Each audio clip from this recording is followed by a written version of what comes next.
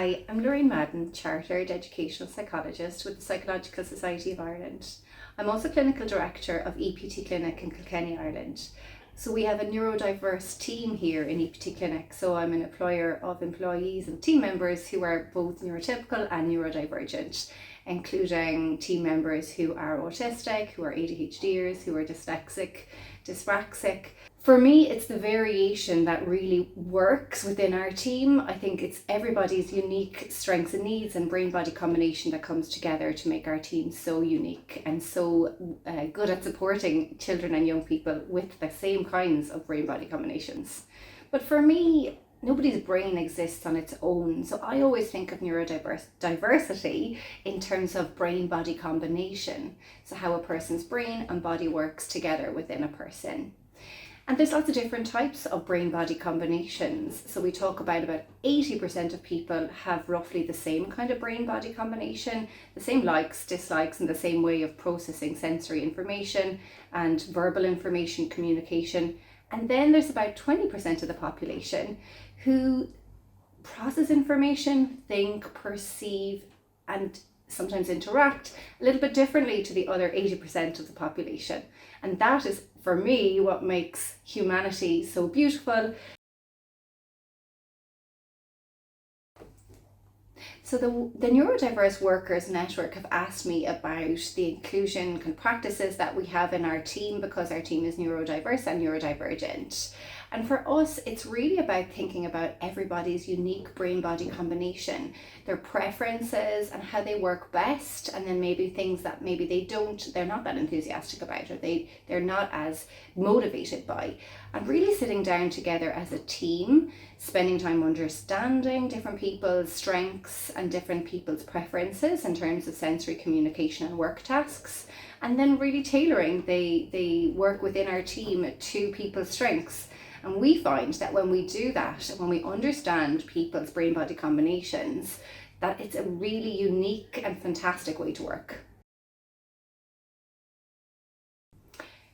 So my way of thinking about accommodations is I like to think about equity as opposed to equality. So equality is when everybody gets the same, but equity is when everybody gets what they need in order to thrive. And that might look different for different people. So for us, people maybe that are autistic on our team, they might prefer to have a flexible starting time where they can start a little bit later and maybe work a little bit later. We might look at visual supports and organizational flows. So for example, we have some of those on Excel sheets that are color coordinated and show different workflows.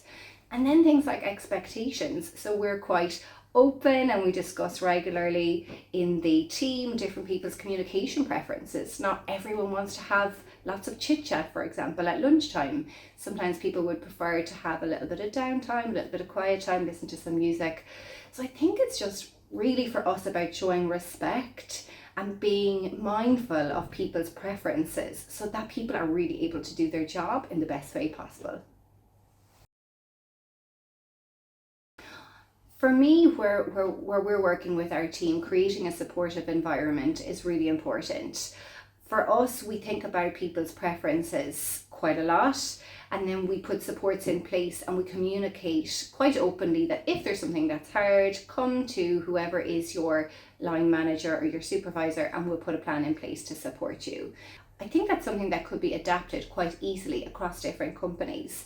So for us, it might be a plan of things that maybe help, or maybe put things in place that might break down tasks, for example, into smaller steps.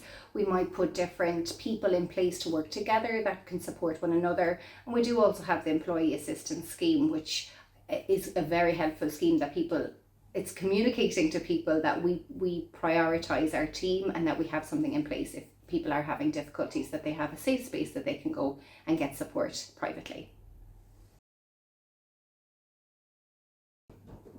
I think minding people's mental health is another very important topic. We know from the research that if you are neurodivergent, if you process information, be that sensory information or social information, differently to other people, that sometimes you can be aware of that and that can contribute to different feelings that can become overwhelming. And similarly, there are just different ways that people process thoughts, feelings, and sensory information that can be impacted if you are neurodivergent. So because we know this, I think that we as a community, especially a community of employers, can just be mindful of that. And again, showing respect and acceptance is a really lovely first step for any team. In terms of encouraging promotion and development in terms of people's careers, I think it's really important for me. I'm very mindful of checking in with my own expectations and thinking about what is important for the employee, what do they want to do in their role, how can they contribute to the team, and making sure that that's the reason for promotion. And I'll give you an example. We have an absolutely incredible assistant psychologist at the moment, and she very recently popped into me and said, I'm so delighted with that promotion that you gave me. She was promoted into a particular role that really suited her strengths set. And she said to me, I got that promotion before I was chit-chatting a lot in the staff room, and that meant a lot to me. And for me, her progression in her role was the thing that got her that promotion. And I think as employees, we just need to be mindful of that. What are our own expectations versus what are the expectations about the role? So what are some of the barriers for people in neurodivergent workplaces? And I think the sensory system is probably the main thing for the workplace. It's certainly what I'm conscious of. So things like the noise setup. There's people that I know, for example, that will work really well in a shared office because their sensory system seeks stimulation and they love having social interaction, and they're busy in their mind and their body, and that just suits them really well. There's other people in our team that prefer to work in a low arousal, quiet environment where there isn't background noise, and they may even prefer to have some earphones on while they work because that's going to help them focus. So I think simple things regarding the eyes, ears, nose, mouth and skin, just thinking about the sensory system. What is the lighting like? What is the noise levels like? What are the chairs like? So for example, in here, we're quite conscious we've got felt on this chair because we know that that's a regulating thing to touch. So that's why we have this on one of the chairs when we're doing some of our support work. Very small things can make a huge difference.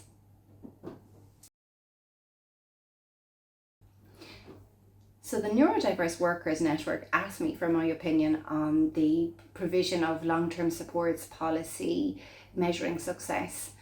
For me, a very first step that companies can make is to have a neurodiversity policy, just outlining the basic facts so that people are aware of that. That's a very first step in terms of education. Just teaching people that people are born with a different brain-body combination. Some people are neurotypical, the same as most people, about 80%.